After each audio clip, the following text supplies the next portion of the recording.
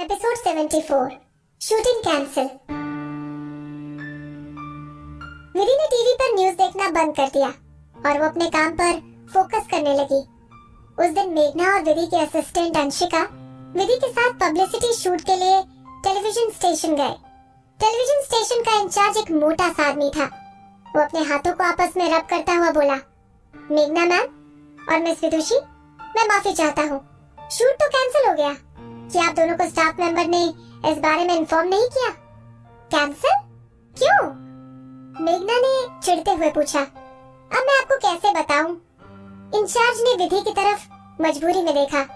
जिस मैटर में मिस विदुषी इन्वॉल्व है, वो मैटर अब काफी बड़ा होता जा रहा है।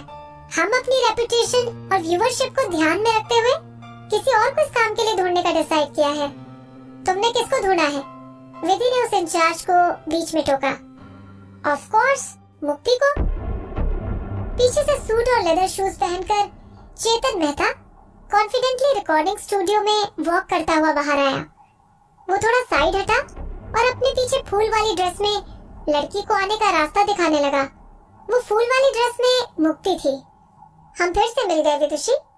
मुक्ति हमेशा से दूसरों के सामने बड़े प्यार से बात करती थी, जैसे कि वो बहुत भोली हो। हालांकि वो अंदर से बहुत चालाक और तेज दिमाग की थी। विधि ने अपने कदम आगे बढ़ाए। उसी समय मुक्ति का चेहरा डरने की वजह से पीला पड़ गया। वो डरने की वजह से चेतन का हाथ पकड़ने लगी। तभी एकदम से चेतन के असिस्टेंट और उसके बॉडीगार्ड ने मुक्ति के आगे लोगों की शील्ड बना दी। सब लोग विधि को ऐसे देखने लगे जैसे कि वो उसकी दुश्मन हो। क्या तुम मुक्ति को फिर से मारने का सोच रही हो?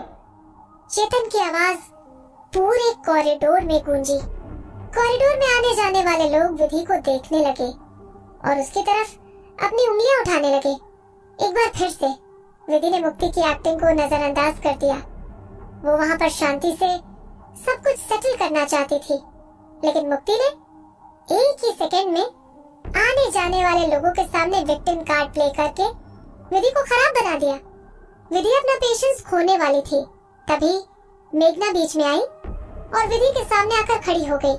चेतन मेहता, तुम सबके सामने हमारे शूट को पब्लिसिटी के लिए चुरा रहे हो। मैं तुम्हारे नाम पर केस फाइल करवा सकती हूँ। करवा दो, चेतन मेहता ने बिना डरे जवाब दिया। चलो चलते हैं। मेघना को उसकी बात सुनकर बहुत गुस्सा आया, लेकिन वो उस टाइम कुछ नहीं कर सकती थी। वो अपने साथ आए अंशिका और विधि को लेकर वहाँ से बाहर आ गई। वो सब वापस कार में आकर बैठ गए। शांत हो जाओ मेघना मैम, आपका गुस्सा आपके शरीर के लिए सही नहीं है, अंशिका बड़े ध्यान से बोली। मेघना के चेहरे पर से गुस्सा एकदम से गायब हो गया। वो अपने चेहरे पर अजीब एक्सप्रेशन ले आई और बोली, मैं जितना गुस्से में दिख रही हूँ उतने गुस्से में नहीं हूँ अंशिका। मेघना की आवाज काफी शांत थी और वो टेलीविजन स्टेशन की डायरेक्शन में देख रही थी। क्या? तो आपने वहाँ पर ऐसा? अंशिका ने हैरान होकर पूछा।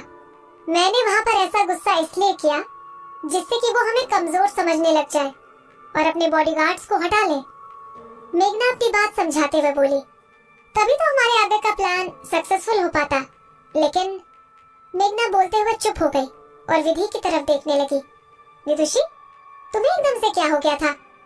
तुम इतनी जल्दी गुस्सा कैसे हो गई? अगर मैं तुम्हारे सामने नहीं आती तो तुम क्या करती? मैं उसको फिर से चाटा मार देती। विधि ने अपनी तरफ से ऑनेस्ट जवाब दिया। अंशिका की बोलती बंद हो गई। विदुषी दीदी में इतनी हिम्मत कैसे आ गई, जबकि उन्होंने ही पहले गलत तरीके से बात की थी।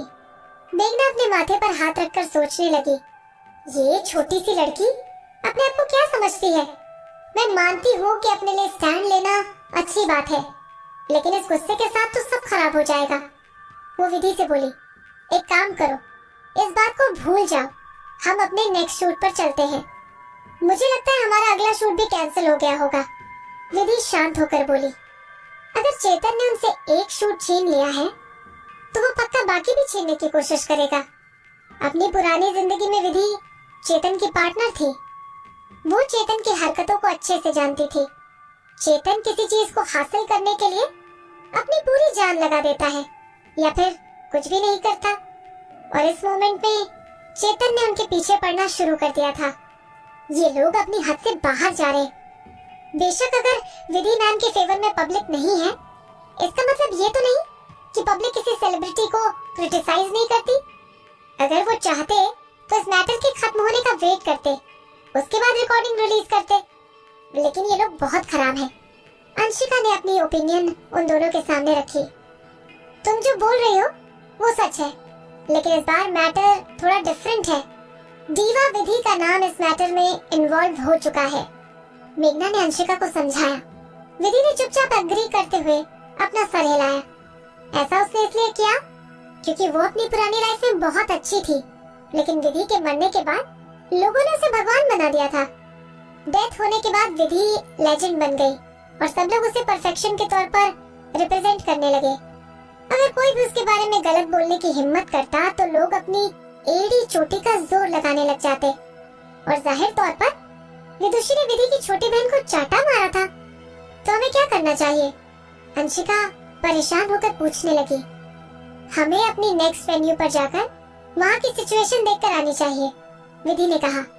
वो खुद वहाँ पर्सनली जाकर सिचुएशन को देखना चाहती थी। विधि ने अपने मन में प्लान किया था कि जो इस समय मुसीबत में उसका साथ नहीं दे रहा, उन सब से वो बाद में हिसाब करेगी। विधि ने डिसाइड कर लिया था अगर वो फ्यूचर में पॉपुलर हो गई तो इन सब लोगों के साथ कभी काम नहीं करेगी, फिर चाहे ये सब लोग उसके पास रोते हुए क्यों ना आ जाएं। ओके, चलते हैं। मैं भी देखना चाहती हूँ कि वो हमसे क्या बोलेंगे, मेघना गाड़ी स्टार्ट करने से पहले बोली। दूसरी शूटिंग लोकेशन के गेट पर पहुंचने के बाद मेघना ने विधि को गाड़ी के अंदर रहने को बोला। मेघना को महसूस हुआ कि बीइंग सेलिब्रिटी विधि को रिजेक्शन फेस ना करना पड़े। वो नहीं चाहती थी कि कोई विधि को उसके काम के लिए नीचा दिखाए।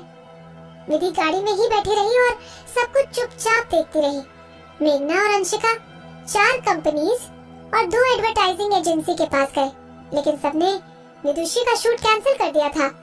एडवर्टाइजिंग एजेंसी ने तो उससे ये भी कहा कि अगर विदुषी की सेल्स नहीं चल पाई तो उनकी एजेंसी बैंक करप्ट हो जाएगी। मेघना और अंशिका सारी बेइज्जती को सहती रही और वो दोनों वापस गाड़ी में आ गई।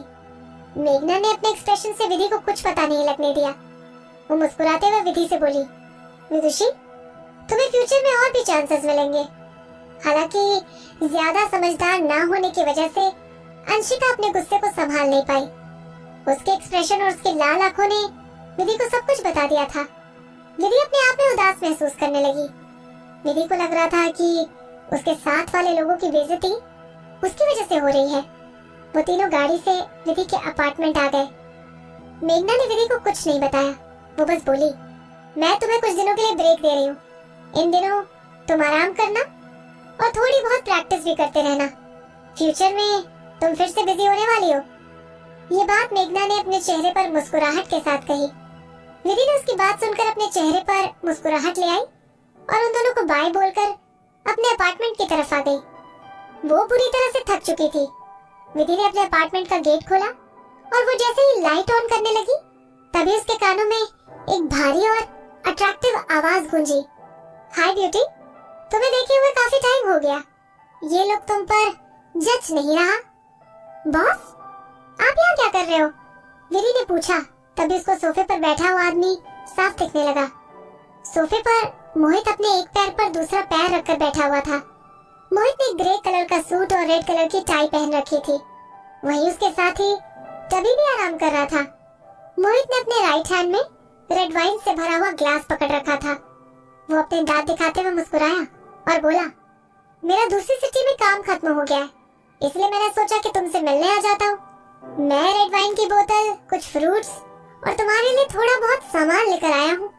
असलियत में तरुण ने विधि से रिलेटेड सारी बातें मोहित को बता दी थी, इसलिए मोहित ने अपनी वर्किंग ट्रिप को छोटा कर दिया। वो विधि को लेकर परेशान था और इन मुश्किल भरे हालात में उसके साथ रहना चाहता था। हालांकि मोहित ने विधि को शर्म की वजह से सच नहीं बताया। बॉस, आपको जो करना है आप कर सकते हो।